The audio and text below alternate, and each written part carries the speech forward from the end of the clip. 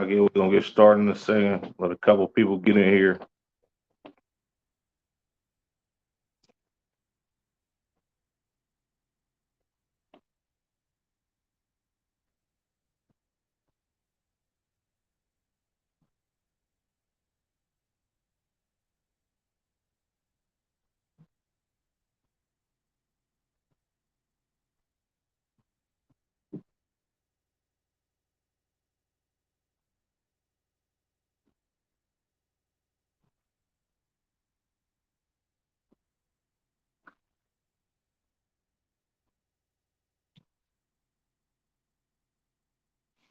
Shalom Israel, Yahba Shem Shah brought a thumb to the brothers, Yahweh Shamar Allah Thun by Shem Shah to the sisters. I'm Precinct Officer 500 Karan Yalla, and this is the Monday night history class. The it being a reoccurring theme and topic in the Israelite School, universal and practical knowledge, due to misinterpretation of the scriptures by one said LGBTQ community Israelite group. We're gonna get into polygamy or multiple wives. You understand? I'm gonna give you all the history of it outside of the Bible and inside of the Bible. You understand? Now, of course, hey, Shalom sis, Yao Shamar Lataba Shem Yao Shah. The water for tapping in, sis. Appreciate you. Now, of course, now us growing up in America, we understand that the law of the land is one wife. You understand? Now, of course, that's not a law in the Bible. You understand?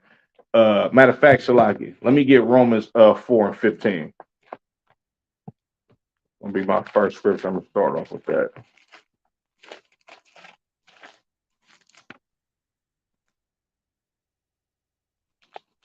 Like, yeah.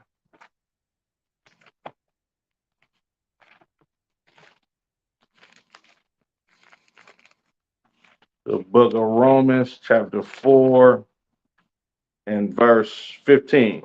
Because the law worketh wrath. For where no law is, there is no transgression. You understand? The scripture says, if there's no law, there's no transgression. Transgression is basically sin. You understand? Going against the law. If there is no law in the Bible, then there is no sin. You understand? And there's no law in the Old Testament, the first 5 books of Moses, where the law is contained that says a man cannot have more than one woman. As a matter of fact, there is laws on how to deal with more than one wife. You understand? Rather, a law saying that a man can't have more than one woman. But a lot of people in America don't understand that this is modern Rome. You understand? This is modern day Rome. America is patterned after Rome. It's patterned after Sodom and Gomorrah, and most of all, Egypt. You understand? And to understand polygamy and monogamy, you understand, you would have to understand the origins of where monogamy comes from, right? Now, I got an article on my computer right here, and it's called The Rape of the Sabian Women or Sabine Women, all right? And this was a people that populated a part of Europe, you understand, that was nigh unto or close to the area where Rome was. You understand? These people lived in that area before Remus and Romulus, hence the name Rome, which comes from Romulus. These was 2 Edomite brothers. You understand? They was raised by a whore. You understand? It says, like, when you read the history of Remus and Romulus, they say they was raised by a she wolf. You understand? If you understand the terminology of being a she wolf, excuse me, back in those times, this was basically a whore, a promiscuous woman, a prostitute, or what have you. You understand?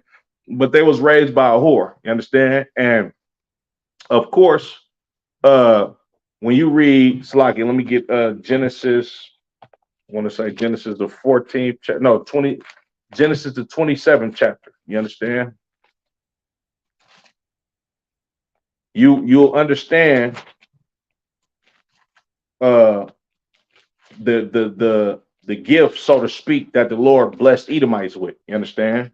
The book of Genesis chapter 27 and verse 40. And Salakia, Remus and Romulus, you understand, these was absolutely Edomites. Of course, we know Edomites, you understand, Edom or Esau, their forefather, you understand, this is the forefather of the Caucasian race, whether they be Spaniards, whether they be Italians, whether they be French, you understand, and the Italians are Romans, you understand, the John Gotti's, the Italian mafia, these are the Romans of today, you understand, of yesterday, right?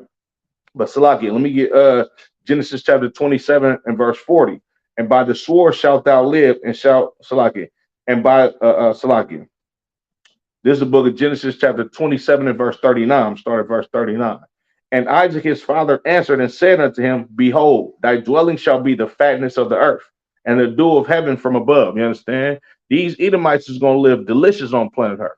You understand? They're going to have the fatness of the earth and the dew of heaven from above.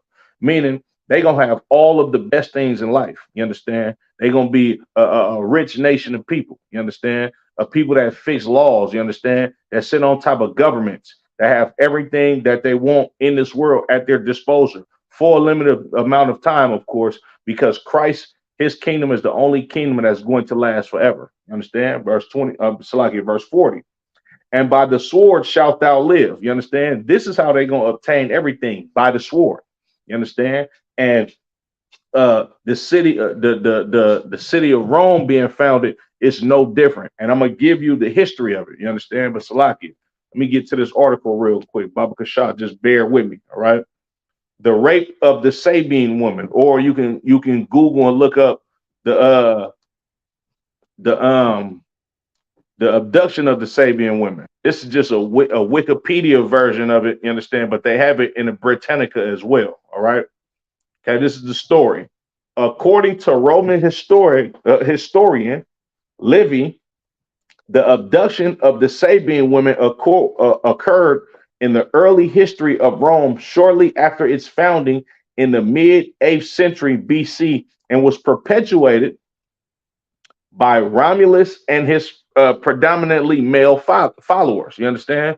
So the abduction of these Sabian women, this occurred during the 8th century BC. You understand? So this is about somewhere from about 750 to 800 years before Christ was born. You understand?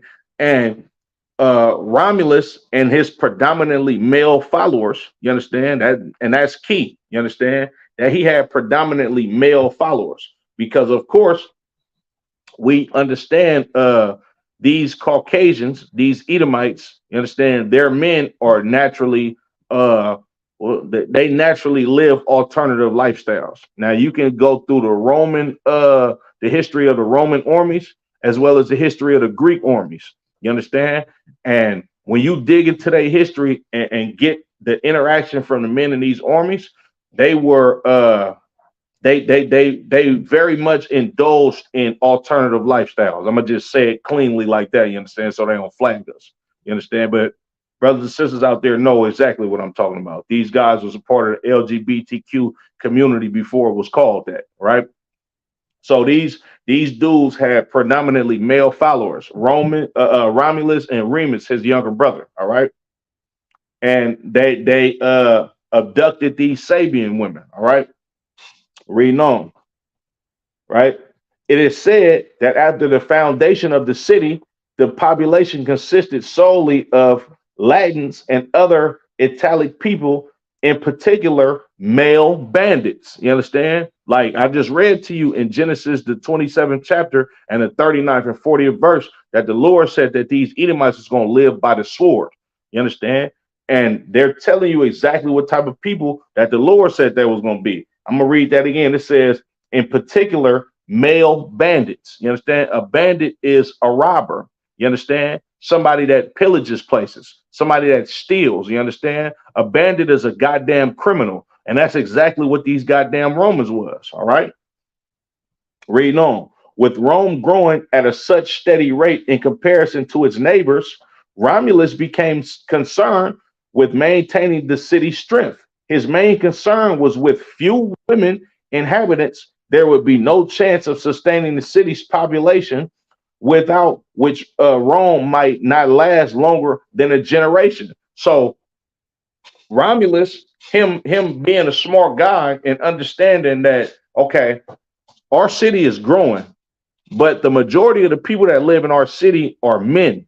All right. We need women to repopulate with in order to grow Rome, to grow the population of Rome, because if not, this place is not going to last a whole generation. You understand? So he understood that they needed women. Now, of course, Black, Latino, and Native American Indian men, we don't just need women, we want women.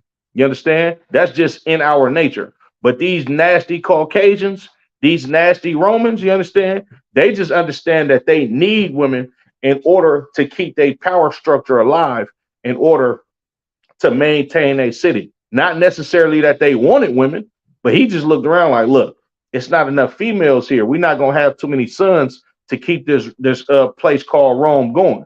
So he like, man, look, we need women. All right. Salakia. Reading on. Where was I at?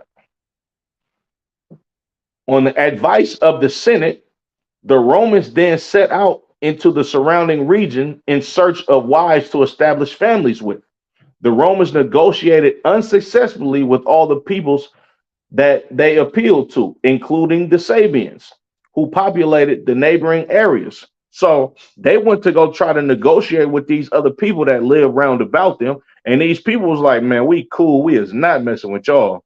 And of course, it's not going to tell you why, but us being Blacks, Latinos, and Native American Indians, especially men in the ISUBK, and us understanding the history of these Edomites, nobody wanted to mate with these people because of how vile and disgusting they was. You understand? Salakia. All right. The Sabians feared the emerge of a rival society and refused to allow their women to marry the Romans. Consequently, the Romans devised a plan to abduct the Sabian women during a festival of Neptune Equester. All right. These Sabians, they was like, look, we ain't messing with these dudes because they eventually gonna conquer us if we let our women, you understand, procreate with them. You understand? Because they knew how evil these bastards was. All right. Now, mind you, understand this class is about multiple wives, polygamy. You understand? And this story lies, this story, monogamy lies deep in this story that I'm reading y'all right now. You understand? So just bear with me, Baba Gasha, because this is true history right here. You understand? Salakia. They planned and announced a festival of games to attract people from all the nearby towns. According to Livy, many people from Rome's neighboring towns, including the Salakia, the Sainensis, Christemini, and the Antimnates, attended the festival along with the Sabines, eager to see the newly established city for themselves. Right? So the Romans came up with a plan. Look, we finna have a big festival, something like a big old carnival. You understand? It's gonna be games, it's gonna be food, it's gonna be drinks to broadcast this new town, Rome, that's being founded, and all of these people that live around Rome. Of course, you understand, like it's the same thing as today. Like if it's some type of big, like in California, coming up soon in Northern California, it's going to be the state fair, which is held in Sacramento. I believe most states, you understand? Well, I don't want to say most states, but I know Texas got a big state fair as well, you understand? But a lot of states in America, every around the summertime, they have the state fair at the state capitol, you understand? And like how they did in Rome, a lot of people want to come out to have fun and see what's going on at the state fair. It's the same thing with Rome, you understand? But it was a little bit more bigger in this was basically like the broadcasting of this new what do you want to call it? This new great big city that everybody could come and, you understand, and come check out. You understand? See what it's about. See what's going on. You understand? All right. Salakia. Reading on. At the festival, Romulus gave a signal by raising and folding his cloak and throwing it around him again, at which the Romans grabbed the Sabine women and fought off the Sabine men. Now, Salaki, hold on. Most High Christ. Now, look, right? So, not Roman, Romulus, Salaki, he had on a cloak, something like this right here. Big shout out to my big brother, Officer Tabawan, you understand? Right? He had a cloak like this, right? And Romulus stood on the stage. And what he did when he got on the stage, this was the signal. He threw his cloak up in the air and threw it over himself. And this was the symbol for his men to attack, you understand, and capture these Sabian women, right? And it says, and fought off the Sabine men. Livy does not report how many women were abducted by the Romans at the festival. He only notes that it was undoubtedly many more than 30. So this ain't 5 or 10 women that they kidnapped. They damn near kidnapped a whole family of these women. You understand? Right? They said it was undoubtedly many more than 30. All of the women abducted at the festival were said to have been virgins, except one married woman, Ursula, who became Romulus's wife and would later be the one to intervene and stop the ensuing war between the Sabians. You understand? So all of these sisters, well, I don't want to say sisters because they was heathens, they weren't Israelites. You understand? But all of these women were virgins, except for the one. You understand? And her name was Ursula, and Romulus eventually took her to be his wife. You understand? Adultery right there. You understand? Kidnapped her, took her from her family. They fought the men off. And then he lied down with a married man's wife. You understand? And she became his wife. And she was the one to influence all the younger sisters or the virgin women, excuse me, to basically, give in to these Romans and give themselves over to these Romans in order to become their wives. You understand? Right? And it says Ursula, who became Romulus's wife and would later be the one to intervene and stop the ensuing war between the Romans and the Sabines. The indignant abductees were soon implored by Romulus to accept the Roman men as their new husbands. You understand? So she eventually came between the Romans and her family to stop the war. You understand? We're gonna get into how she stopped the war in a minute, and the stipulations of the war stopping. You understand? Because a woman is not going to just come out and stop a goddamn war between her family and another group of men, especially after they've been fighting and killing each other because this group of men stole their sisters, you understand, and they mothers and cousins and all of this, you understand, in hopes of them becoming their wives forcibly. You understand that? A woman just not going to be able to just throw herself out there and stop the war. You understand? It had to be some stipulations to this war, all right? Or to the war ending, excuse me. All right. War with the Sabines and other tribes. So the Romans, they went to war behind this vile and disgusting act of stealing these women and forcing them to become their wives. And not only did they go to war with the Sabines, they went to war with the other tribes that lived around the Sabines because they witnessed exactly what happened at this place too. You understand? And they vowed to help the Sabine people because they seen the injustice that went on against them by abducting their women. All right. Outraged at what happened, the king of the Sassanines entered upon Roman territory with his army. Romulus and the Romans met the Sassanines in battle, killed their king, and routed their army. Romulus later attacked Saynina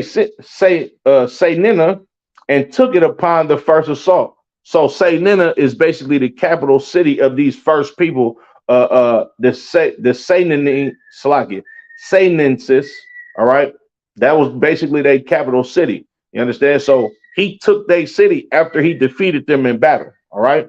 Like I said, Genesis, the 27th chapter, the 39th and 40th verse. they gonna live by the sword. You understand? And they've been doing this. Returning to Rome, he dedicated a temple to Jupiter Ferretius, according to Livy, the first temple dedicated in Rome, and offered the spoils of the enemy as spolia opima. Right. So after he did that, he celebrated by dedicating a temple to Jupiter Ferretrius, which is some type of Roman deity. You understand? Some Roman mythological god. You understand? All right. According to Fasti Triumphalis, Romulus celebrated a triumph over the Senenses on 1 March 752 BC. So on March 1st, 752 BC, this is when he defeated these people. All right. At the same time, the army of the Antemnates invaded Roman territory. The Romans retaliated, and the Antemnates were defeated in battle and their town captured. According to the Fastes Triumphalis, Romulus celebrated a second triumph in 752 over the Antemnates. So here we go. Romulus and the Romans, once again, they smashing on these people in this war. You understand? The Crustimini also started a war, but they but they too were defeated and their town captured. So this is 3 different groups of people that these Romans have captured. Mind you, all of this is behind them stealing women from some nation of people that refuse to intermarry with them. All right.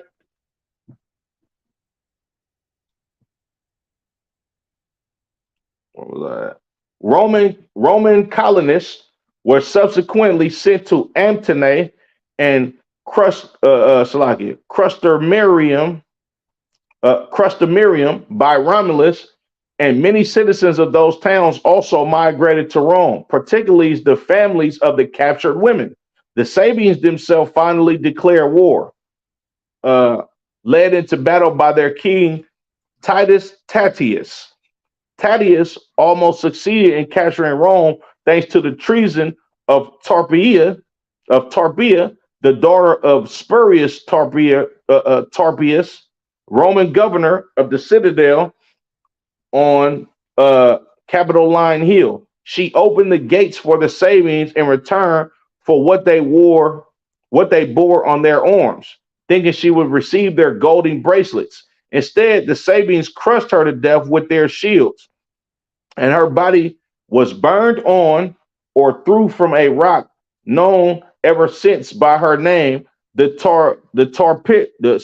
Tarpeian rock. You understand? So the daughter of one of these Roman governors, you understand, she aided the Sabians, you understand, in taking a stronghold over one part of Rome, you understand, because she seen that these warriors, you understand, they had big gold bracelets on their arm, you understand? So in order for her to get the gold bracelets, because these Edomites, they love money, you understand, in order for her to obtain those gold bracelets, she thought, look, if I help these dudes, you understand, they're going to let me have them gold bracelets and I could just go on my merry way.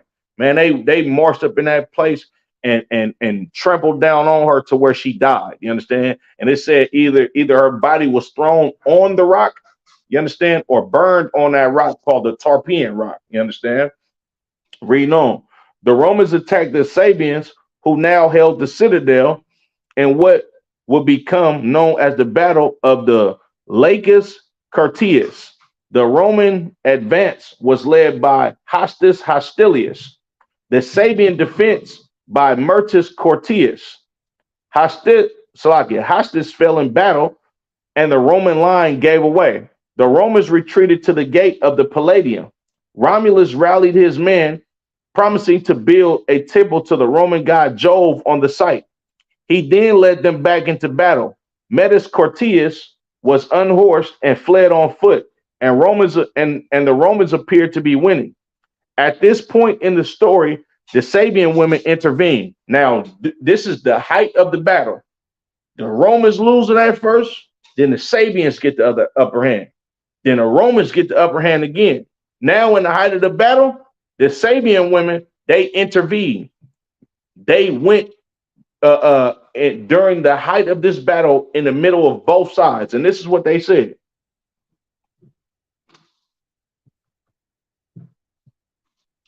They, from the outrage on whom the war originated, with hair disheveled and garments rent, the timidity of their sex being overcome by such dreadful scenes, had the courage to throw themselves amid the flying weapons and making a rush across to the port in Salakia to part the incensed armies and assuage their fury, imploring their fathers on the one side, their husbands on the other side, right? And this is what they said to them. So basically, these women, they threw themselves in the middle of this battle. They hair all messed up. They garments and dresses is ripped up. You understand? Like this is not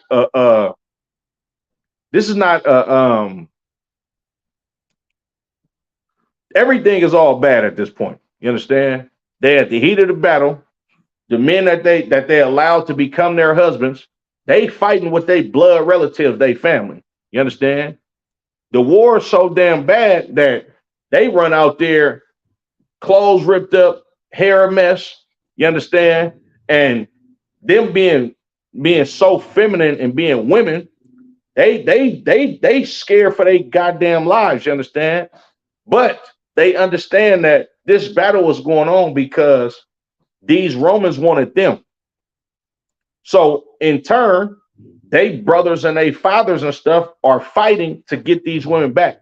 So instead of them allowing their husbands, they new husbands, forcibly, of course, and their family to kill each other over them, they thought to throw themselves in the heat of this battle in order to stop the battle, because the battle is about them. You understand? And this is what they said. It says that as fathers-in-law and sons-in-law, they will not contaminate each other with impious blood, nor stain their offspring with parricide. The one their grandchildren, the other their children. If you are dissatisfied with the affinity between you, if with our marriages turn your resentment against us, we are the cause of the war. We of wounds and of bloodshed to our husbands and parents. It better that we perish than live widowed or fatherless without one or other of you. So they basically got in the middle of this battle like, look, since the battle is about us, we would rather die than to be without our husbands or our family. You understand? Right? The battle came to an end, and the Sabines agreed to unite in one nation with the Romans. Tatius joined rule with Romulus until Tatius' death 5 years later. The new Sabian residents of Rome settled on Capitoline Hill, which they had captured in the battle. Now watch this, right?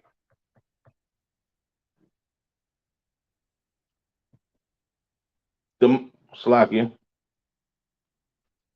motivation behind the abduction of the Sabian women is consented among ancient sources.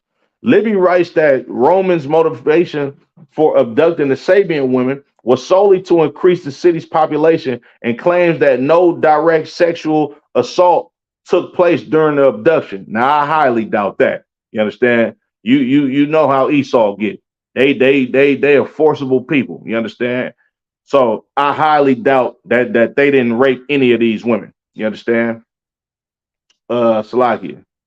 Livy says that Romulus offered the Sabian women. Now listen to this, and listen to this good, because this is not initially what happened during the time of them being abducted. You understand? This was the stipulations to end this battle and for both of these nations to come together. You understand? It says, according to Livy, Romulus spoke to each of them in person, declaring that it was all owing to the pride of their parents in denying right of intermarriage to their neighbors. Right? So Romulus got at them like, look, this your parents' fault that we couldn't come together. We already tried to holler at them. You understand? they wouldn't allow y'all to become married to us and for us to join hand in hand and become one nation. Basically, this y'all parents' fault. You understand? We wouldn't have wanted to did it like this, right? It says, they would live in honorable wedlock. You know what honorable wedlock is? That's monogamy. You understand? This is part of the stipulation of this battle ending. That is monogamy. You understand? Honorable wedlock is one man, one woman. The man cannot have any other woman. You understand? And this is the law. You understand that they're gonna live by, right? Reading on. And share all their property and civil rights. You understand? You know what that means to share all property and civil rights? When you look into a marriage license, you understand? Because this is what it was. This is where the marriage license actually began in Rome. You understand? If you look out historically through all different nations of people, there was never a point in history where it was set in stone that a man can have only one wife in no other culture besides the Romans. You understand? And this is where it began from. You understand? And this is on paper. Like this is literally an agreement between the Roman men and the Sabian men. You understand? Due to the battle. So you got live in honorable wedlock, monogamy, and share all their property and civil rights. Now, if a man gets married to a woman, right, and a man passes untimely, right, all of his assets and everything that he owns to his name, even whether it's wealth or debt, you understand? Car, house, the goddamn table, the refrigerator, if it's a damn piece of meat in the refrigerator, his damn wife is going to get that upon his death. You understand? And that's what this says right here. I'm gonna read that again. It says, and share all their property and civil rights. You understand? Everything that this man has is this what's mine is yours. That's right here in the stipulations of this battle ending. You understand? Now, when you look into the Bible, women didn't have they didn't have, well, let me see, they didn't have rights to share property and stuff like that. You understand? A woman was never an heir to an Israelite man's throne, or she was never heir to his substance. You understand? And you know this because throughout history, the Israelite men, we passed down all of our substance to our oldest child. You understand? And the reason why is because your oldest child, your oldest son is basically supposed to replace you on earth, and so forth and so on. You understand? When you look throughout history, and I'm going to get it in a second, when you look throughout history, a lot of brothers had multiple wives. You understand? If you got multiple wives, you cannot pass all of your substance to one wife. That makes no goddamn sense. You understand? Because if you got multiple wives, of course, we know how women are. And women have always been this way as far as being catty toward, and I'm not saying every last woman, but a lot of the women are sometimes catty with the wife of with the other wife of their husband. You understand? And if you got a man that has great substance and he passes it to one wife and he has other wives and children and so forth and so on, you understand? Them other wives and them other children, they might get the short end of the stick and be poor because she didn't give a damn about them anyway. You understand? That's it's just facts. You understand? It's lucky. But this is where that comes from. It says, and share all the property and civil rights. You understand? Civil rights meaning these women had the same type of rights as the men. You understand? They was basically equal to the men. You understand? Now, of course, we know in Israelite culture, men and women are not on an equal playing field according to what God says. You understand? A man can have multiple wives, a woman cannot. That's just how a woman cannot have multiple husbands. That's just how it goes. You understand? That's how the Lord intended it to be. Understand? But the abduction of the Sabian women or the rape of the Sabian women, when y'all have time, y'all can go look it up. You understand? Certain articles is going to say that this is mythology, but they have a date on the times, you understand, where these battles took place. You understand? Mythology, you're not going to get a damn date. These are dates. You understand? This is true facts, true history. This is where monogamy comes from, the foundation of Rome. Monogamy comes from the rape and abduction of women, Salakia. Now, let's get into the scriptures, all right? Let me get Exodus 21 and 10. Make sure y'all like, share, subscribe, comment. This is a live class. If you got questions, Baba Kasha, go to the YouTube channel and type your questions in. I can't see them on Facebook, but if you type them in on YouTube, I can for sure get to your questions. Understand? If I can't answer them, of course I will do that on topic. Please, Baba Kasha. What I want. Exodus 21 and 10. The book of Exodus, chapter 21 and verse 10. If he take him another wife, now this is the book of Exodus. This is in the book of the law. It says, if he take him another wife, you understand? If a man takes on another wife, which this is in the law, this is not the Lord saying a man cannot take on another wife. He's saying if this man chooses to take on another wife, right? Her food, her raiment, and her duty of marriage shall not diminish. You understand? Meaning he got to treat her in the same fashion that he been treating her when he gets this new wife. He can't just neglect her and throw her to the side because he likes this new wife more. You understand? He got to fulfill the same duty of marriage that he been doing. You understand? He got to treat her the exact same way. Understand? Salakia. Let me get Deuteronomy 21 and 15.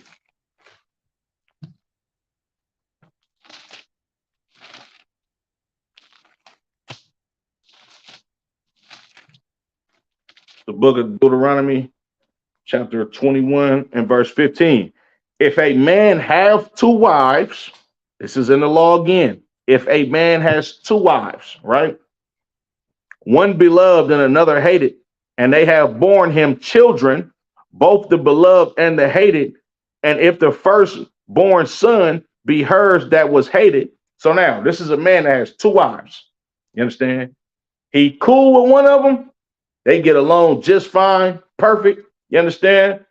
He got love for her. She got love for him. They not arguing. They not fighting. Everything is good. But he got another wife. And when it says she's hated, this is the one he's always in conflict with. This bitch always tripping. Excuse my French. You understand? It's all, man, this bro be, man, look, he got to have a drink, you understand, to go tie fire to that tail, because that's the duty that's his duty he has to fulfill to nourish that marriage. You understand? He would rather not even go over there. But him being a righteous and a just man, he still deal with that woman because that's his wife. But he don't like her like he liked the other one. So he got one wife that he like, loved. He got one that he don't like, hated. You understand? Salakia. Verse 16. Then it shall be when he maketh his sons to inherit that which he hath. Now, this is talking about his sons to inherit what he has. This is not talking about his wives to inherit what he has. His wife don't have no claim over his property. This gets passed down to his sons because he has multiple wives. If he give the money to the one woman that's the hated wife, you understand? If he give the money to her, nobody gonna get nothing. She gonna take care of her and her son, probably spend money on her brothers and her cousins and her father and mother. You understand? And this brother's substance is gonna be devoured by her family. You understand? Not his. All right. Then it shall be when he maketh his sons to inherit that which he hath, that he may not make the son of the beloved firstborn before the son of the hated, which is indeed the firstborn. So the Lord saying, look, when this brother get on his deathbed and he about to pass on his substance, you understand? If he got that wife that he hate and his firstborn comes from the one that he hate, he still got to give his inheritance to his firstborn son. Thus saith the Lord, because that is the law. You understand? Which shows you once again, not only the simple fact that this is talking about a brother with two wives, but this is talking about a brother's inheritance going to his son and not his wives. Because a man, a lot of times in today and in the days of old, has more than one wife. You understand? Salakia. Let me go to Exodus 22 and 16.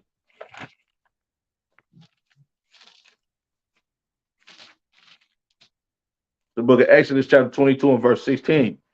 And if a man entice a maid that is not betrothed and lie with her, he shall surely endow her to be his wife. That's the definition of marriage in this Bible. It's not coming together in holy matrimony, which holy matrimony means monogamy. That's not what marriage is. You understand? Marriage is not going to a goddamn courthouse with some person that's finna sign this paper to make y'all lawfully wedded people. You understand? That was set up by the new revised Roman Empire, which this marriage certificate comes from Romulus. You understand? The original Rome. That's not what marriage is. Marriage is a man entices a woman, meaning he game her up. You understand? She allow him to get that tail.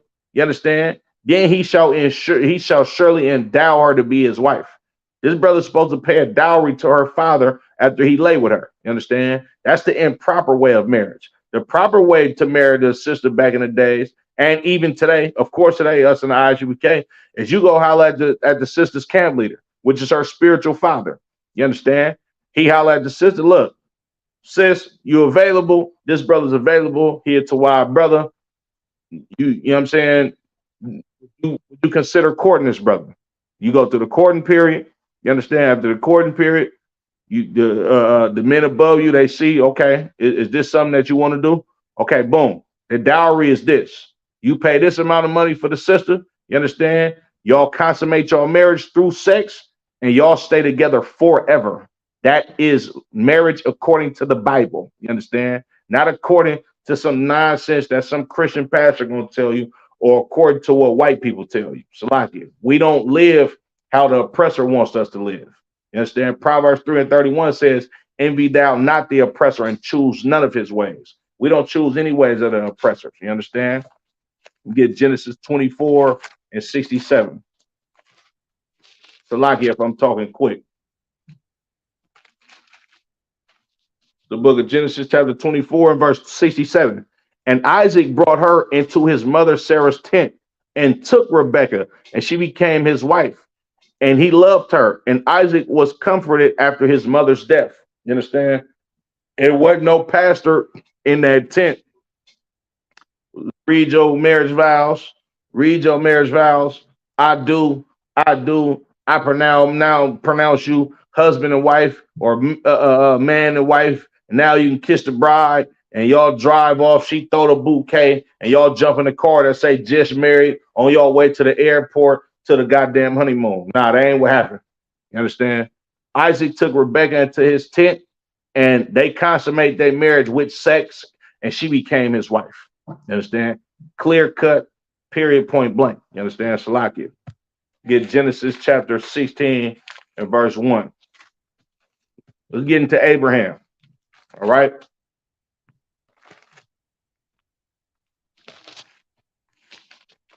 The book of Genesis chapter 16 and verse 1.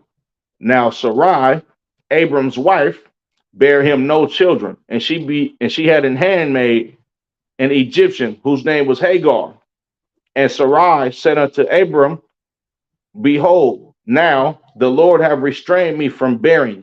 I pray thee, go in unto my maid, if I may, Slakia, it may be that I may obtain children by her. And Abram hearkened to the voice of Sarai. You understand? Now, Sarai, of course, this is Sarah when she got her name changed. This sister was so righteous, you understand? She didn't give a damn about what America has taught black women to think about. She understood that Abram, he needed an heir. You understand? He needed somebody to carry his legacy through. You understand? And she wasn't able to have children. You understand? So what she did was she gave her handmaid to her husband because she knew how important it was for Abraham to have children. You understand? And he listened to her. All right. Verse 3. And Sarai, Abram's wife, took Hagar, her maid, the Egyptian, after Abram and dwelt after Abram and dwelt 10 years in the land of Canaan and gave her to her husband Abram to be his wife. You understand? This polygamy right there in the Bible. You understand? Abram, you understand? His wife couldn't have children. So what did she do? She gave up her own handmaid for this brother to obtain a heir, you understand, to the substance that the Lord gave him because she knew it was important for her husband to keep his seed line going through the earth because he was chosen by God, you understand, to keep these law, statutes, and commandments. And he was chosen by God to repopulate the planet Earth with a righteous seed of people. You understand? Of course, if you read through the history of that, I ain't gonna really go into the history of that because the class is literally just about polygamy. But eventually, Sarah had a son of her own. You understand? And the Lord chose Isaac and not Ishmael. You understand? Ishmael being Abram's first physical born son, but his only begotten son, or the only son that came from the Lord, was Isaac. You understand? Salaki. Get Genesis chapter 25 and verse 1. The book of Genesis chapter 25 and verse 1. Then again, Abraham took a wife, and her name was Keturah. All right. So Abraham, right? Yeah, Sarah as his wife. Hagar was a second wife, and Keturah was his third wife. You understand?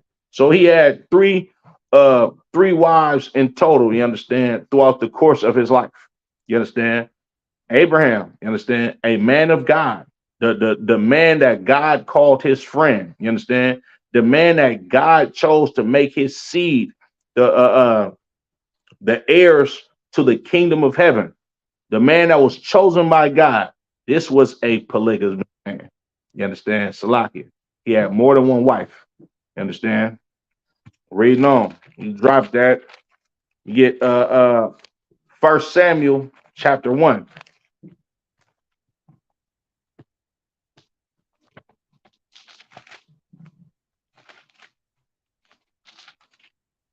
The book of 1 Samuel chapter 1 and verse 1.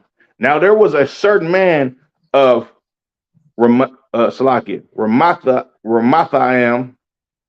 Zophim of Mount Ephraim, and his name was Elkanah, the son of Jeroham, the son of Elihu, the son of Tohu, the son of Zuph, a Ephrathite, and he had two wives. The name of the one was Hannah, and the name of the other Peninnah. And Peninnah had children, but Hannah had no children. You understand? Yahweh Shemar Alathaba Shem Yahweh Shah, sister, water for tapping in. You understand? So Salaki, this brother Elkanah, right? He had two wives, you understand? One of them had children and the other one had no children. You understand? All right. Verse 3. And this man went up out of his city yearly to worship and to sacrifice unto the Lord of hosts in Shiloh. And the two sons of Eli, Hophni and Phinehas, the priests of the Lord, were there. So this brother, he went to go celebrate the Passover. He went up out of his city, you understand, and went to Shiloh, you understand, and celebrated the Passover. All right, that's what he was doing. Verse 4. And when the time was that Elkanah offered, he gave Peninnah his wife and to all her sons and her daughters portions. But unto Hananiah he gave a worthy portion, for he loved Hananiah. But the Lord has shut up her womb. You understand? So when he went to go sacrifice, you understand, he fed all of his children from this one sister, as well as her, and then Salakia, the sister Hannah, all right, he gave her a worthy portion. You understand? Of course, because he loved his wives. All right, Salakia. And her adversary also provoked her sore for to make her fret because the Lord has shut up her womb. You understand? Now his two wives, they ain't get along. You understand? And she was pestering her basically about her being barren, and basically looked down upon her. You understand? The same way that Hagar did Sarah. You understand? His sister started being catty with her sister. You understand? Because she had children and had not had no children. All right. So, and I'm gonna read that again, verse 6. And her adversary also provoked her sore for to make her fret, because the Lord has shut up her womb. You understand? Made her fret, meaning she was mad, discouraged. You understand? Verse 7.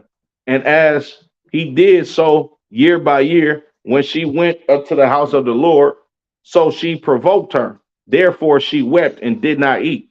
So all of this food that Elkanah was given Hannah, right? Every year during the Passover, she'll just be sitting up there provoking her. You understand? Just being nasty and evil to her because she couldn't have any children. You understand? And this sister was so distraught that she wouldn't even eat all of this glorious food. You understand?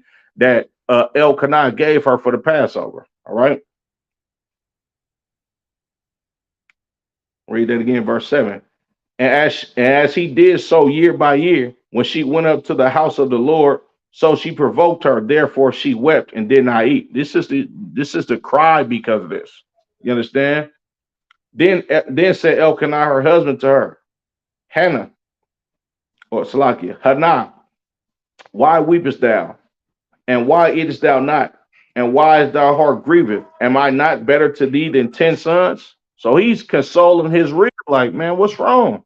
Like, why you crying? Why you weeping? Ain't I better to you than 10 sons?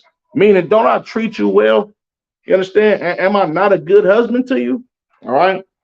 Verse 9. So Hannah rose up after they had eaten in Shiloh and after they had drunk. Now Eli, the priest, sat upon a seat by a post of the temple of the Lord, and she was in bitterness of soul and prayed unto the Lord and wept sore. You understand? This sister, she was depressed. You understand? And she prayed unto the Lord and she cried her heart out. You understand? And she bowed a vow and said, O Lord of hosts, if thou wilt indeed look on the affliction of thy handmaid and remember me, and not forget thine handmaid, but will give unto thy handmaid a man child, then I will give him unto the Lord all the days of his life, and there shall no razor come upon his head. And it came to pass, as she continued praying before the Lord, that Eli marked her mouth. So this sister, she went to go pray to the Lord and cried to the Lord. You understand? But she's crying to the Lord and praying to the Lord, and no words are coming out of her mouth.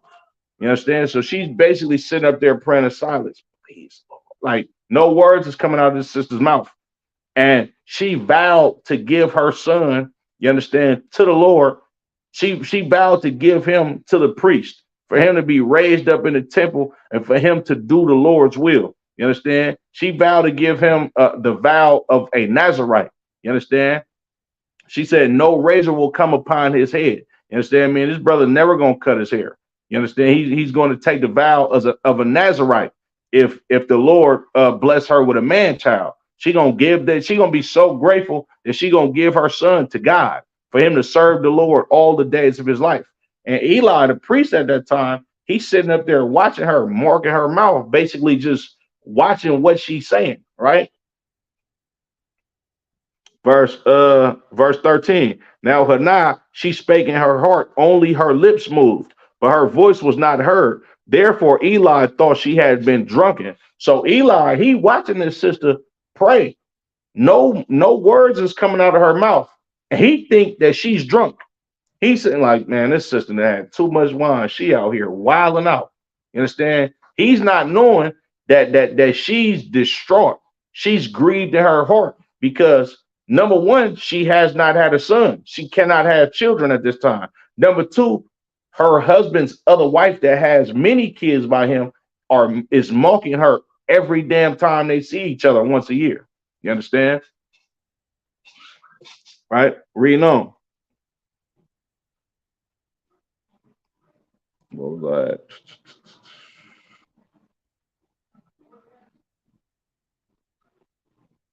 Salakia. Verse 15. And Hannah answered and said, No, my lord, I am a woman of sorrowful heart. I have drunk neither wine nor strong drink, but have poured out my soul before the Lord. Count not thy handmaid for a daughter of Belial, for out of the abundance of my complaint and grief have I spoken hitherto. So she like, look, nah, I ain't drunk. She like, I'm not drunk, sir. Like, don't think of me as one of the daughters of Belial. I'm not a drunkard. You understand? I'm just in heaviness of heart because I can't have no children, and I've just poured out my heart to the Lord and begged him to give me a son. You understand? Verse 17. Then Eli answered and said, Go in peace, and the God of Israel grant thee thy pension that thou hast asked of him. You understand? Big shout out to Officer Shalimah. You understand? Big shout out to Officer Shalimah. You understand? This is literally what General Muhammad said to Officer Shalimah. He said, look, bro, you know what I'm saying? Not too long from now, you're gonna have your own son to look at, look after. You understand? Big shout out to Officer Thabawan and his lovely rib. Same thing, you understand? The generals told Officer Thabawan and his rib, you understand? Y'all gonna have some children real soon, you understand? And Most High Christ, Barakatah Yahweh Shai, you understand? These prophecies came through, you understand, and was true because the Lord was with these generals, you understand, and with these brothers up under these generals, you understand? Yahbashim Yahweh Barakatah. What's going on, Sire? Appreciate you for tapping in, bro. Coming up on that name soon. Most High Christ.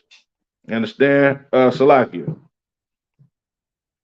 And she said, Let thy handmaid find grace in thy sight. So the woman went her way and did eat, and her countenance was no more sad. So he blessed her like, look, sis, the Lord is going to grant your pension. You understand? And this is a man of God. So thus saith the Lord, and it happened. You understand? Salakia. But I'm for time's sake, I'm gonna jump down to verse 23. And Elkanah, her husband, said unto her, Salakia, where was I at? No, Salakia, I'm gonna keep reading. Verse 19. And they rose up in the morning early and worshiped before the Lord and returned and came to their house to Ramah. And Elkanah knew his wife, and the Lord remembered her. Wherefore it came to pass when the time was come about after Hannah had conceived that she bare a son and called his name Samuel, saying, Because I have asked him of the Lord. You understand? This brother Elkanah, this was Samuel's father that had two wives. And Samuel became to be the high priest over the children of Israel. You understand? He ordained the first king of Israel, Saul, to be king over the children of Israel, and then gave the kingdom to David. You understand? And David's throne lasts forever, the same throne that Christ sits on. You think the Lord ain't with men having multiple wives? This is a high priest of the Lord. His birth was due to polygamy, Salakia. You understand? This is the God of the Bible that we talking about. We not talking about the stringy hair, blue-eyed Jesus. You understand? And as a matter of fact, we gonna get what the real Christ said about the kingdom of heaven. That's gonna be my last precept before I end the class. But Salaki, this is Samuel. You understand? Hence the book of First Samuel. You understand? This brother Samuel is so important in the Bible. Not only was he a high priest in the Bible, you understand, that ordained kings to rule over the nation of Israel, but he has two books named after him, First Samuel and Second Samuel. You understand? Let that sink in. Salakia.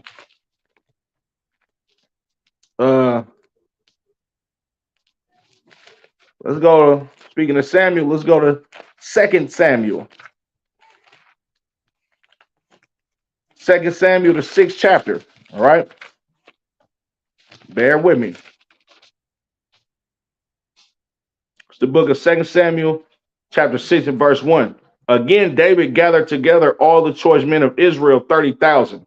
And David arose and went with all the people that were with him from Baal of Judah to bring up thence the ark of God, whose name is called by the name of the Lord of hosts, that dwell between the cherubims. And they set the ark of God upon a new cart and brought it out of the house of Abinadab that was in Gibeah, and Uzzah of Ahio, the sons of Abinadab, drave the new cart. You understand? So now, uh, this is during a time where David received the Ark of the Covenant. You understand? Because David fought so many wars against the Philistines. You understand? And the heathens that were going to war against the children of Israel at that time. So David is coming out victorious. You understand? His life is David is basically in the prime of being king right now. You understand? And the Lord was with him in him being able to bring back the Ark of the Covenant to the city of David. So David is very happy at this point in time. You understand? Salakia.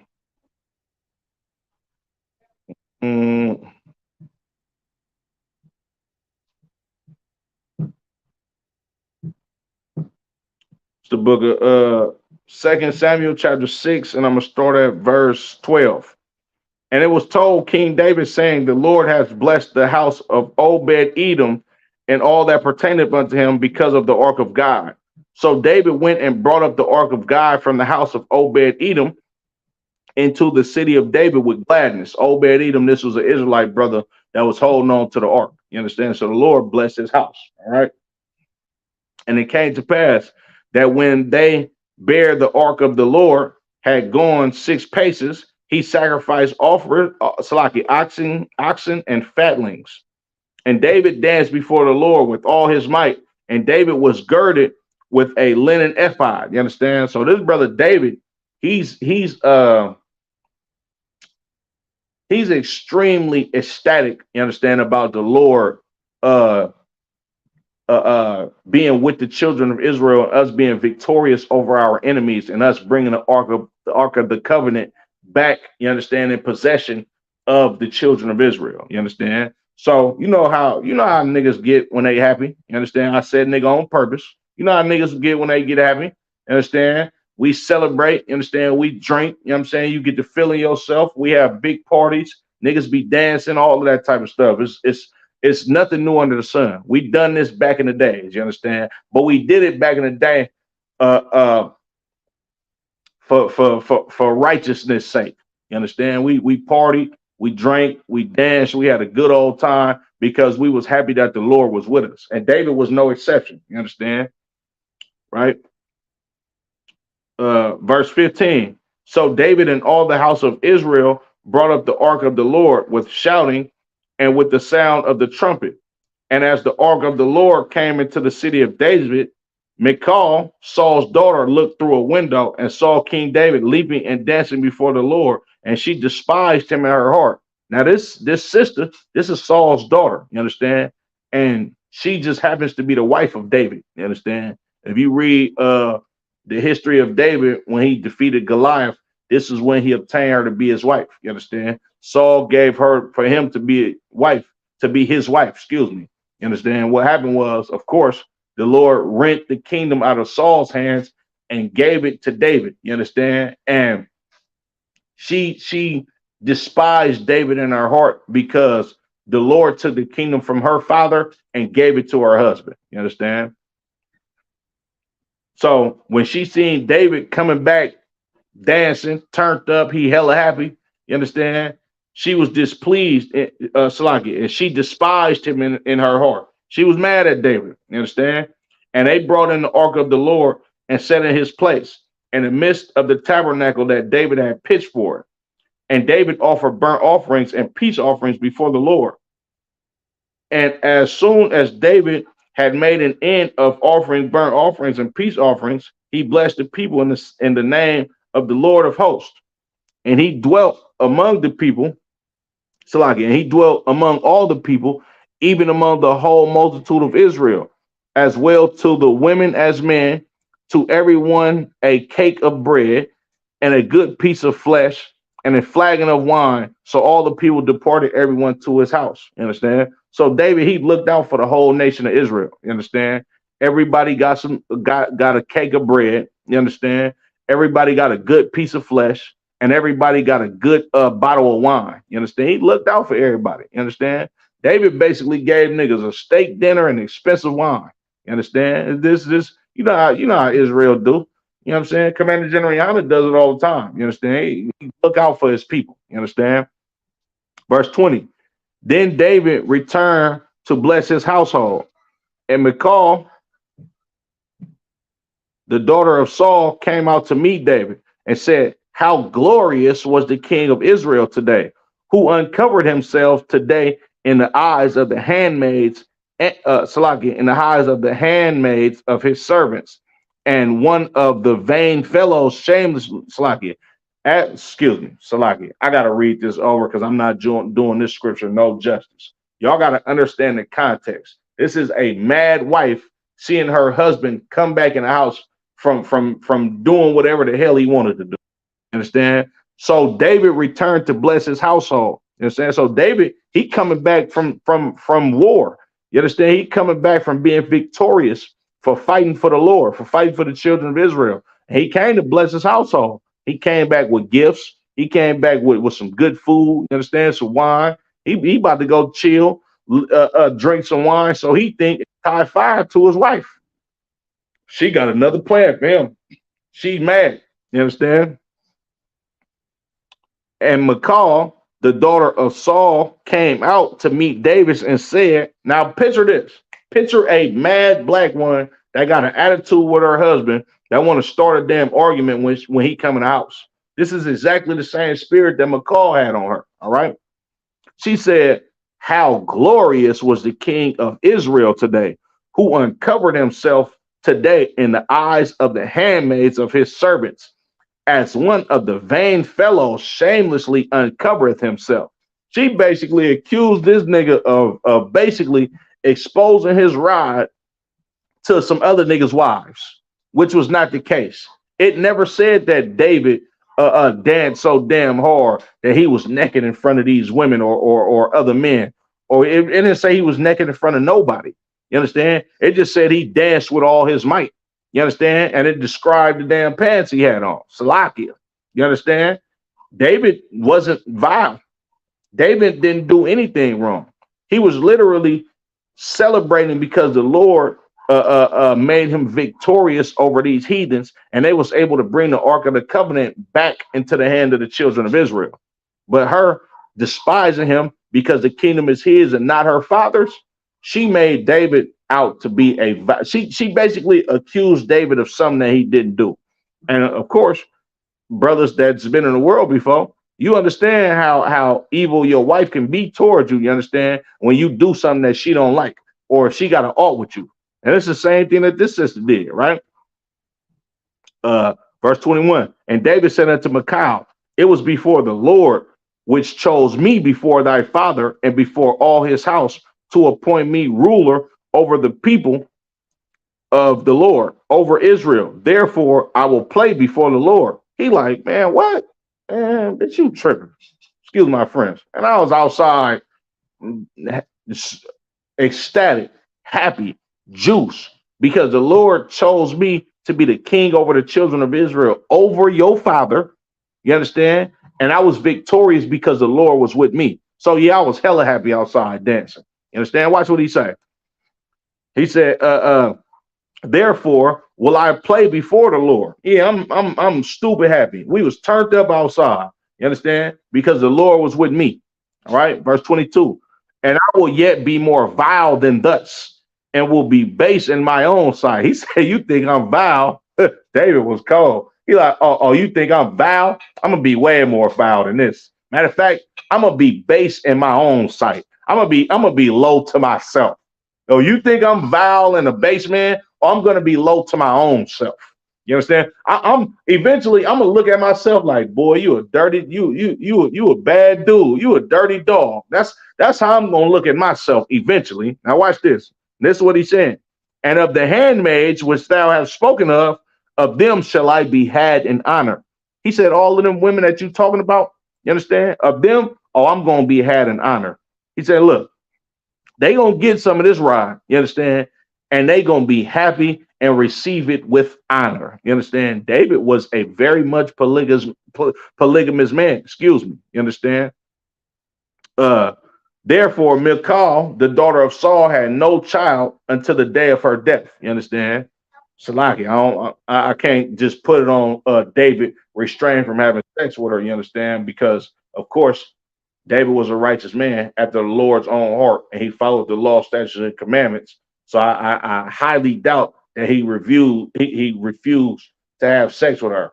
But she probably refused to have sex with him, or the Lord probably made her barren to where she couldn't have children. But David was very much a polygamous man. He got at his rib like, look, oh, you want to accuse me of this? You want to accuse me of being vile and low? Oh, I'm gonna be more vile than this. Oh, you think I'm low? Oh, I'm going to be low to my own self. Eventually, I'm gonna have to look at myself like, boy, you a nasty nigga. You understand? And them same handmaids you talking about, oh yeah, they gonna receive me with honor. You understand? Polygamous men all over the Bible. You understand? Salakia. Let me get what I want. It's Song of Solomon, chapter 1.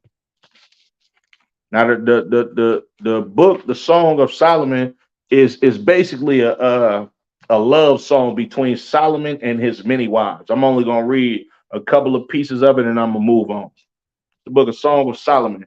The Song of Song, which is Solomon's. Let him kiss me with the kisses of his mouth, for thy love is better than wine. These is his women talking to him. Like, look, man, let the brother kiss me. You understand? This is his woman talking to him. This is basically a going back and forth between him and his wives or a wife. You understand?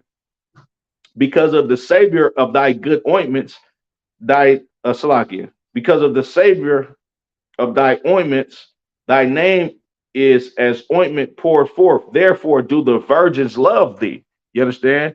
These women knew that Solomon was a brother to be desired by all women. You understand? The virgins love you, bro. You smelling good all the time. You got on nice clothes all the time. You know how, of course, man, we know how sisters get. Of course, a sister wants a good smelling man that's a nice dressing brother. You understand?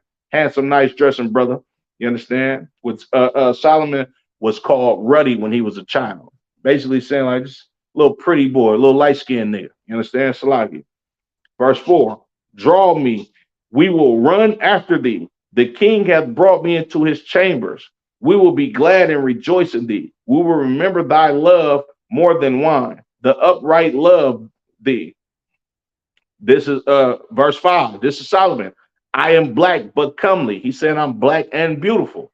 O ye daughters of Jerusalem. That word daughters is with an S. He talking to multiple women. He said, man, look, I'm black and beautiful, sisters. You know what I'm saying? Have at me. Salakia. You understand? As the tents of Kedar, as the curtains of Solomon. You understand? This is a polygamous brother. Let's go to First Kings chapter 11 and verse 1.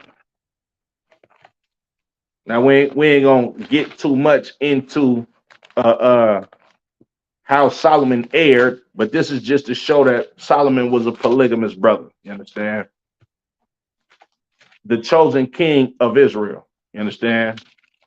The son of David, a chosen king of Israel. The book of First Kings, chapter 11 and verse 1. But Solomon loved many strange women, together with the daughter of Pharaoh, woman of the Moabites, Ammonites, Edomites, Zidonians, and Hittites. Understand? Of the nations concerning which the Lord said unto the children of Israel, ye shall not go into them, neither shall they come in unto you, for surely they will turn away your heart after their gods. Solomon clave unto these in love. You understand? The Lord wasn't against Solomon having multiple women. The Lord was against Solomon marrying these strange women of different nations. You understand? Verse 3. And he had 700 wives, princesses, and 300 concubines, and his wives turned away his heart. You understand? This brother had about 1,000 women. You understand? And this is just, just a vague number. Like, you know how Israel talk. Man, I've been out here all day. You understand? They've been out there for 8 hours. They ain't all day, literally. You understand? And I got 1,000 women. And then you might probably got 20, 30. You ain't got a whole thousand, you understand, necessarily. But Salakia, go to Matthew's 25 and 1. And I'm gonna end it with this. It's the book of Matthew, chapter 25 and verse 1. Then shall the kingdom of heaven be likened unto 10 virgins, which took their lamp and went forth to meet the bridegroom. This is Christ. You understand? Christ said the kingdom of heaven is like 10 women going to go meet one man to marry him. You understand? Polygamy is all throughout the scriptures. You understand? With that being said, Yahweh Shem Yahweh Shabbat thumb to the brothers. Yahweh Shamar Allah Thun by Shem Yahweh Shah to the sisters. Make sure y'all like, share, subscribe. You understand? The water to my brother Josiah, sister Angela, sister Sade. I definitely appreciate y'all tapping in and y'all feedback. You understand? With that being said, shalom. Tune in tomorrow night. You understand? ISUBK, Salaki, Oakland, Sacramento Israelites page. And Sacramento Israelites page. Tomorrow will be the Tuesday night brotherhood class. You understand? And we're gonna get it in tomorrow. Shalom, Israel.